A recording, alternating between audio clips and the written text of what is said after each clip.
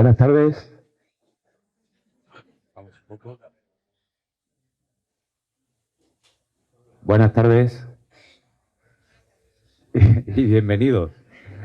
Bueno, me toca empezar a hablar yo en este acto. Espero ser digno, porque lo que me sucede, de luego, tiene mucha categoría. En fin.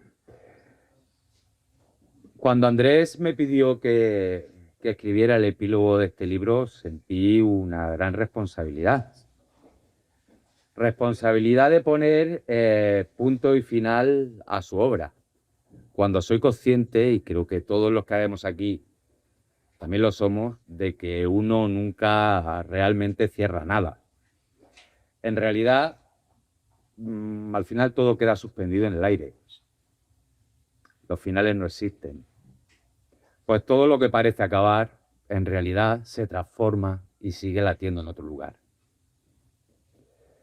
Esto que voy a compartir nace justo de ahí, de lo que uno no puede callar ni tampoco terminar, de lo que insiste en quedarse incluso cuando intentas ordenarlo todo.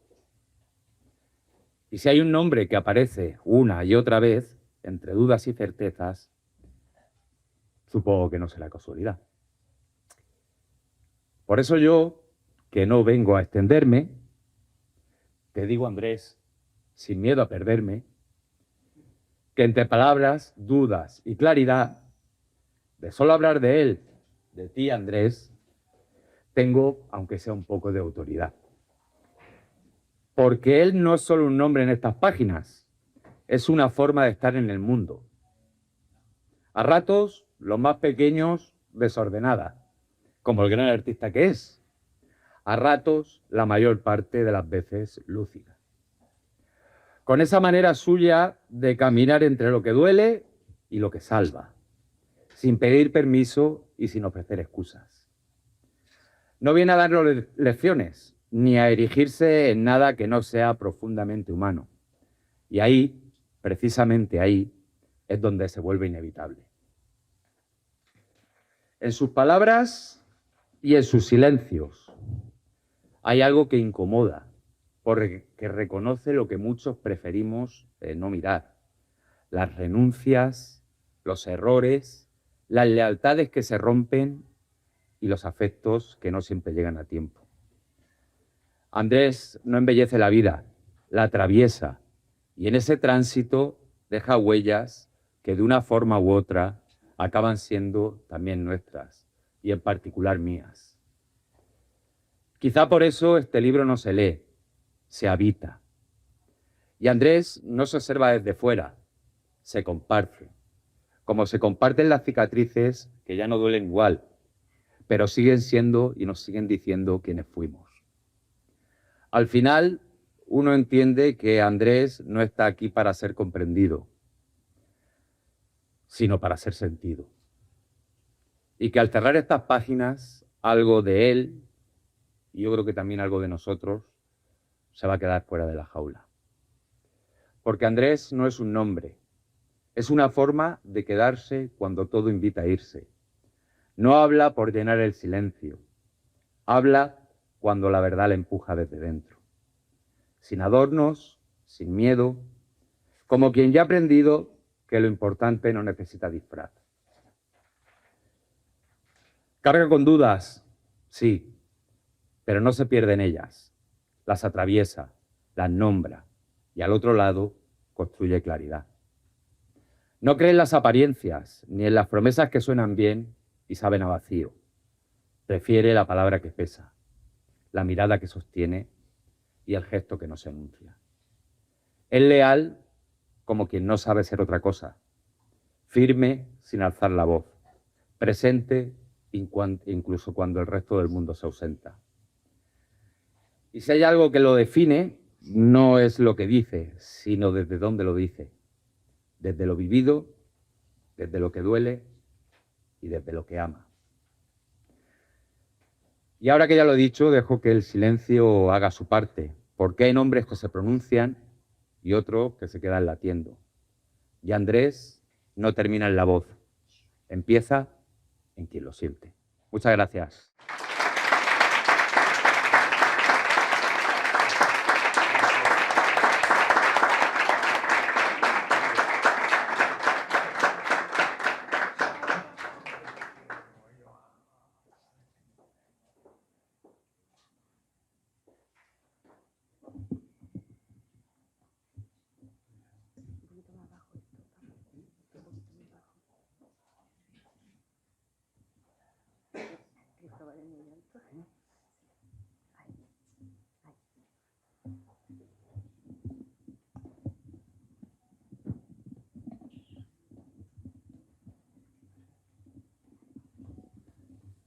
Buenas tardes y bienvenidos todos. Hay momentos en que la vida te coloca en un sitio para el que no te sientes del todo preparada. No porque te falte algo, sino porque el peso de lo que has de decir es mayor que cualquier palabra que hayas podido ensayar. Este es uno de esos momentos. Y lo digo con toda la honestidad de que soy capaz. Presentar este libro esta tarde es para mí mucho más que un acto literario. Es cerrar un círculo que empezó hace años, en noches en que solo Andrés y yo recordamos, con un mensaje en el móvil y un poema al final que llegaba antes de que yo hubiera terminado de cerrar la luz. Aquellos de ustedes que han leído el prólogo ya saben algo de esta historia. No voy a repetirla. Lo que quiero hacer aquí esta tarde es hablar de lo que un prólogo no puede contener. El antes, el después y el durante de un libro que nació contra todos los pronósticos, incluidos los propios. Porque hay que entender bien lo que significa publicar en este país siendo lo que Andrés es. No un poeta de carné, no alguien que haya pasado por el circuito de los talleres y los premios y las presentaciones en ferias con alfombra roja. Un cantautor de Jumilla que durante décadas puso sus palabras en canciones que muchos escucharon sin saber que detrás de cada letra había también un libro esperando.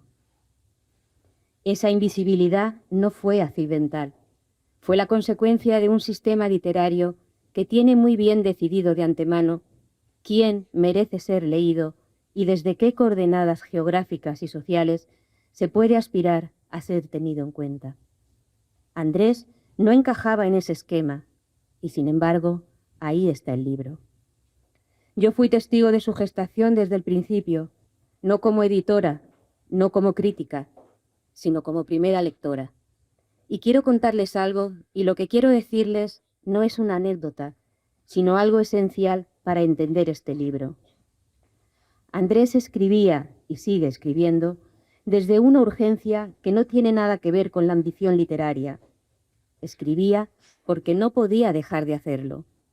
Porque hay personas para quienes el lenguaje no es un instrumento de expresión, sino el único territorio donde la experiencia adquiere forma reconocible. Cuando le llegaba un poema, uno sabía que aquello que estaba leyendo acababa de ocurrirle, no en el sentido de que lo hubiera vivido esa tarde, sino en el sentido de que acababa de poder nombrarlo. Y nombrar, como saben los que escriben y los que leen de verdad, es siempre un acto de posesión y de liberación al mismo tiempo. Hay poemas en este libro que me llegaron casi de madrugada. Hay otros que llegaron con un mensaje brevísimo, casi sin presentación, como quien deja algo en la puerta y se marcha antes de que le pregunten. Y en esa forma de compartir ya estaba todo el libro. La generosidad de quien no guarda para sí lo que ha descubierto. La modestia de quien no está seguro de que lo que ha encontrado merezca la pena, pero lo ofrece de todas formas. Y debajo de todo eso, esa confianza tan particular que solo se da entre personas que llevan años leyéndose mutuamente, sabiendo que la otra no va a juzgar, sino a escuchar. Les quiero hablar de un poema que no suele mencionarse cuando se habla de este libro y que a mí me parece uno de los más importantes. Se llama Yo confieso. No tiene la grandilocuencia del poema titular, ni la precisión de imagen de 47, ni la rabia directa de los poemas políticos. Es un poema de inventario. Un hombre que enumera, sin orden aparente, sin jerarquía, lo que ha sido. La infancia en la calle con los sabañones en las orejas, el amor que no pudo desandar, la decisión de no llenar la vida de vanidades, la voz oxidada por el salitre del mar. ¿Qué hace ese poema en un libro que lleva por título La proclama de la libertad? Lo que tiene que hacer, recordarnos que nadie sale de ninguna jaula sin saber primero de qué está hecha. En los meses que pasé acompañando este libro hasta su forma final, hubo una conversación que no olvido. Andrés dudaba, no de los poemas, sino de si tenía derecho a publicarlos. Esa duda me parece hoy más reveladora que cualquier declaración de intenciones que hubiera podido hacer. porque la duda no era sobre la calidad, sino sobre la legitimidad. ¿Quién es uno para pedir a los demás que le dediquen tiempo? ¿Quién es uno para creer que lo que ha vivido merece ser leído? Esa pregunta la conozco bien. La he hecho yo misma demasiadas veces. Y la respuesta que le di entonces es la misma que sostengo hoy aquí. El derecho a ser leído no lo otorga ningún sistema, ningún circuito, ninguna institución. Lo otorga la verdad de lo que se escribe. Y en este libro hay verdad en cada página. No la verdad construida con artificio para parecer auténtica, sino la otra, la que duele un poco al escribirla porque toca algo que estaba ahí sin haber sido nombrado todavía. Quisiera también decirles algo sobre los poemas que Andrés me dedicó en este libro, porque me pregunto si es posible hablar de ellos sin que parezca que estoy hablando de mí misma. Y he llegado a la conclusión de que no es posible, y que esa imposibilidad es en sí misma una característica de este libro. El hueco de una ausencia y Sangre de poeta son poemas que me dejaron sin respuesta cuando los leí por primera vez. No porque me emocionaran, que también, sino porque en ellos reconocí algo que rara vez se hace en la poesía española contemporánea. La amistad entre escritores tratada como lo que es, un vínculo creativo y humano de primera magnitud, no un dato biográfico secundario. Cuando Andrés escribe, querida compañera de armas, que esgrimes con palabras, está diciendo algo sobre cómo entiende la escritura, no como competición ni como carrera solitaria, sino como una trinchera compartida. Ese es el Andrés que yo conozco y ese es el libro que tienen en las manos. Vivimos en un momento en que la poesía se ha convertido en muchos casos en un producto diseñado para el consumo inmediato. Versos breves, impacto visual, emoción de catálogo. No tengo nada en contra de que la poesía llegue a más gente. Tengo en contra de que para llegar, la poesía se vacíe. Este libro no hace ninguna de esas concesiones. Es largo, es denso en algunos momentos, mezcla registros que no siempre conviven con la comodidad. Pasa de la ternura más íntima a la rabia más descarnada sin pedir permiso. Es, en definitiva, un libro que exige. Y esa exigencia, lejos de ser un defecto, es su mayor mérito, porque los libros que exigen son los que quedan. Hay una última cosa que quiero decir antes de cederle la palabra a quien la merece esta tarde. Andrés termina su introducción con una frase sobre la gratitud que me acompañó durante todo el proceso de edición. Dice que la mayor recompensa para un autor es algo que, salido de su puño y letra, deja de ser suyo porque alguien se identifica con ello y lo siente como propio. Eso es exactamente lo que espero que les ocurra a ustedes con este libro. Que lo doblen, lo subrayen, lo copien en un papel y lo pongan en algún sitio donde lo vean cuando lo necesiten.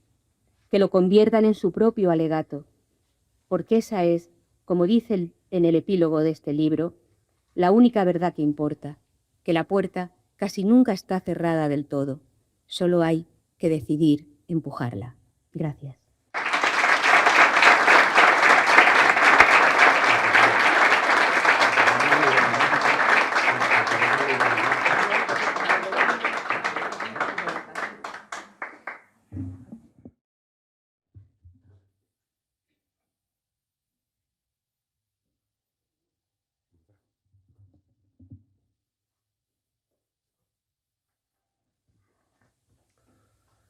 Bueno, cuando me puse a escribir estas notas para la presentación, tuve que decirme a mí mismo, para que vas a escribir un cuarto libro.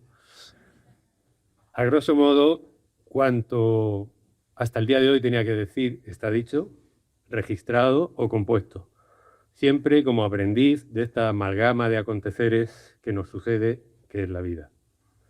Hoy saldo una deuda con Ediciones Rilke, ya que debido a la pandemia y a otras circunstancias que atentaron en su día contra mi honor personal y el de mi familia, no llegué a presentar en público mi anterior libro, El pintor de palabras. Aún así, la editorial vuelve a apostar por mí, y es que creo que me conoce bastante bien. Aunque siempre hay una parte de nosotros reservada oculta, oscura, podría llegar a decir, y que solo sale cuando estamos sometidos a una presión extrema. Pero ese es el momento seguramente de mirar para otro lado, de contar hasta 10 o hasta 100, porque de lo contrario no seremos nosotros quienes actuemos al tomar alguna decisión, que seguramente será tan desequilibrada como el estado de ánimo que nos puede llevar a ella. Para un cantautor como yo, que siempre ha tenido que ingeniárselas para poder editar sus discos y ponerlos orquestados encima de un escenario, con alrededor de 100 canciones originales, que en un momento dado llegase una editorial y le propusiese editar un libro con todas las letras de sus canciones, como ocurrió con el libro El pintor de palabras, fue algo excepcional. Pero que unos años después, esta misma editorial, conocedora de su trabajo, vuelva a asumir la iniciativa de publicar un nuevo libro bajo su riesgo y ventura, es algo casi mágico y, desde luego, nada usual. Fuera de la jaula es un grito en mitad del silencio de una biblioteca, una ventana abierta, una patada a la puerta, una bandera que ondea en defensa de las propias convicciones, del valor de ser diferente. Nada que no hubiera dicho ya en canciones como Nunca me acostumbré, Pájaros negros, Sirve para ti, Donde te lleva el aire o Aprendiendo a convivir, por citar algunas. Tenemos que aprender a disfrutar del tiempo que se nos ha concedido, de los pequeños momentos que nos hacen grandes personas y a valorar lo vivido. Si pongo todo ello en la balanza, sin duda me considero afortunado del resultado. El libro contiene un total de 74 poemas estructurados en distintos apartados según su temática.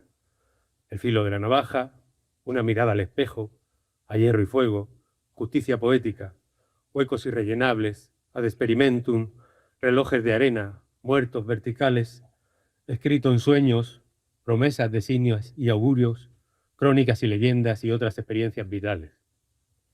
Más que un libro parece un tratado, ¿verdad? Bueno, básicamente este libro es un canto a la libertad de pensamiento, obra y decisión, con un título que no puede ser más expresivo: Fuera de la jaula, porque cuanto te limita, te hace reo, te hace más pequeño. Hay un proverbio persa que dice que la paciencia es un árbol de raíz amarga, pero de frutos muy dulces. Algunas raíces de este libro pueden ser amargas, pero quienes escriben el prólogo y el epílogo, Ana María y Cristóbal, que lo han conocido en su integridad según iban haciendo, han entendido que también es importante la autenticidad, la verdad sin rodeos, la sinceridad sin artimañas, y con sus directas palabras, que acabamos de oír, para mí ya han contribuido a obtener ese azucarado fruto. Siempre hay que tener un sexto sentido para acercarse a aquellas personas que te pueden aportar algo. Como funcionario, recuerdo a Esteban Villaverde, se sentaba en la primera máquina de escribir, que encontraba y lo mismo te hacía una instancia, que una memoria, que un saluda o una resolución. Yo siempre supe que como funcionario estaba para ayudar al administrado y no para bailarle el agua al administrador. Y en mi faceta cultural como cantautor, digamos que como pensador en el mundo de las letras, Ana María Olivares, como digo en el prólogo, ha sido alguno de los dedos de mi mano, y en el mundo de la música no habría llegado a realizar 8 trabajos discográficos si no hubiera contado con mi hermano Cristóbal. Y digo hermano, sí, porque así lo siento, y porque las venas no solo llevan la sangre, hermana la amistad sin mentira, el cariño cuando se hace gigante, y el amor, si es de verdad, nunca espera.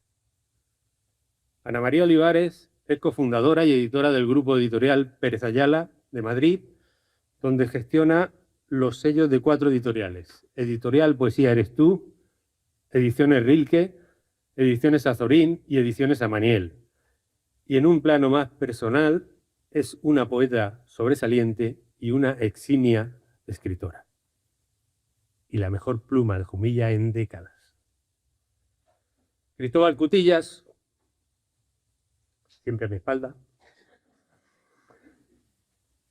es un guitarrista innato, del que también conozco su faceta como compositor y productor musical, como el gran melómano que es. Lo que ocurre es que nos tiene engañados a todos, fingiendo que es abogado. Gracias a los dos. Fuera de su trabajo como profesional, Alberto Esparza me consta que se ha implicado personalmente. Hoy está grabando esa presentación. Como se implicó personalmente en mi último disco, Mar Adentro, y en mi anterior libro, El pintor de palabras, y a él se deben las fotografías del libro Fuera de la jaula. Gracias, Alberto. Pensad que para quien tiene mucho que decir, nada puede ofrecerle mayor desafío que una hoja en blanco. Tener en cuenta que es más fácil poner coto a lo que uno dice cuando habla, sujetando la lengua, que poner límites a la pluma. Además, cuando la edad ya no solo la marca el calendario, no se trata solo de permanecer aquí, de pie, sino de desmontar el puzzle que somos y volverlo a montar constantemente. Lo bueno que tiene hacerse mayor es poder decir verdades sin miedo a caer mal. Con la edad, el cuerpo comienza a abandonarnos, pero la cabeza sigue funcionando. Y afortunadamente, aunque yo ya no pueda correr maratones, todavía puedo hacer algo con lo que pienso. Puedo ponerlo aquí. Intentar que en mi experiencia vital alguien encuentre las piezas del puzzle que le faltan.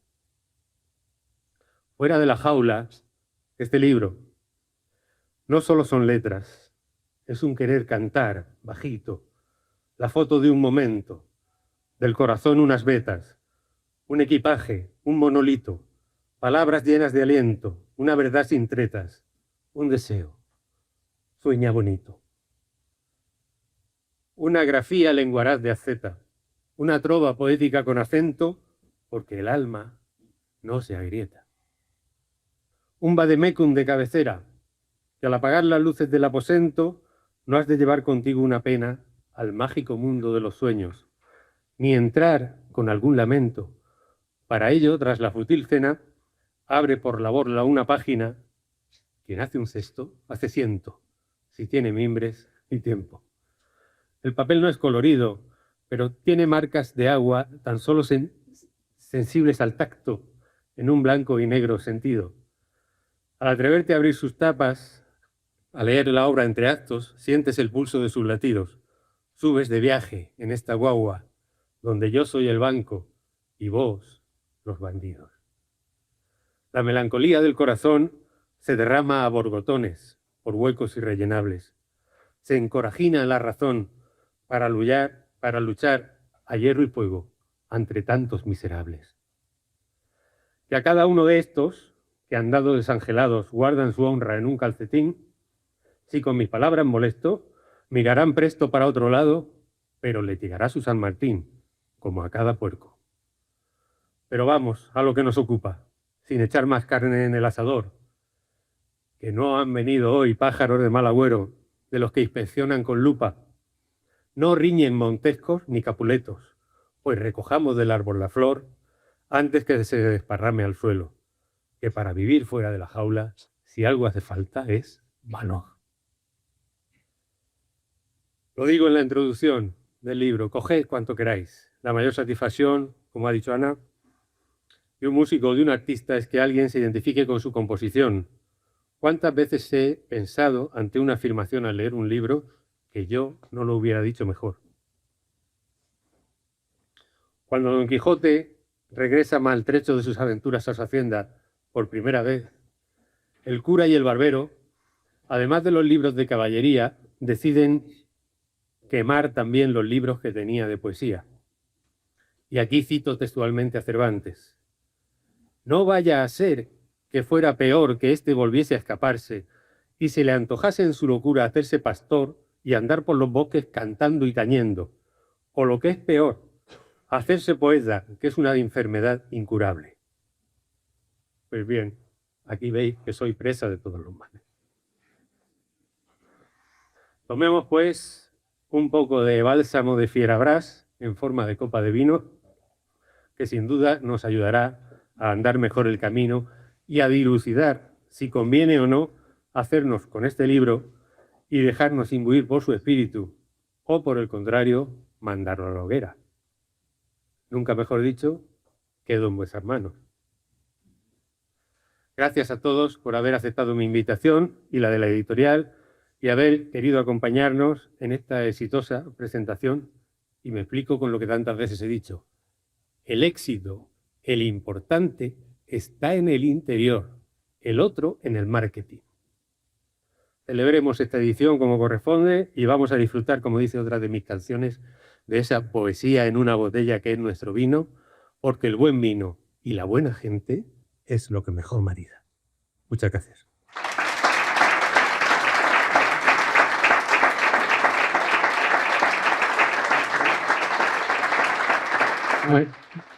Ana quiere leer uno de los poemas del libro.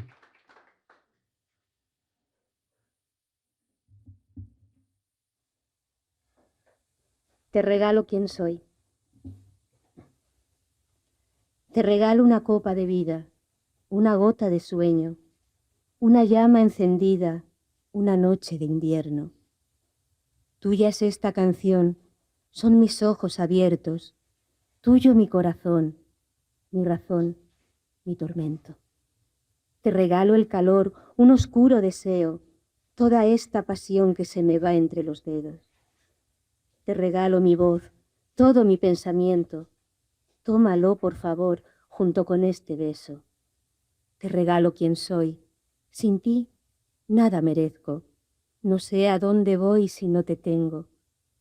Te regalo este libro de 1000 horas prohibidas, todas las que dediqué a escribirte poesías. Te regalo mi piel, tuya es mi saliva. Toma entre tus manos cuanto me motiva. Te regalo mi ser, la más dulce caricia. Tuyo es todo mi ayer y mi hoy mientras viva. Te regalo mi fe, mi razón, mi alegría. La mejor versión siempre fue compartida. Te regalo mi sangre transformada a esta tinta. Tienes toda mi hambre si eres tú la comida. Te regalo el color, el más bello paisaje, todas las horas de sol de este bendito viaje. Te regalo mi fe, mi verdad absoluta, el último vagón de mi tren, si tú marcas la ruta.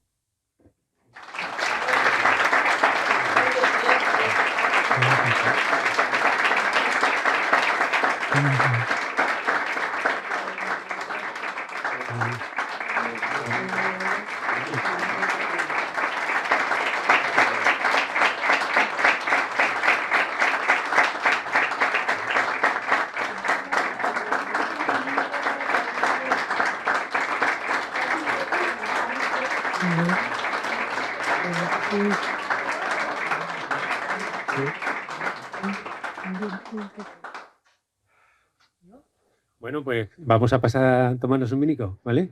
Gracias.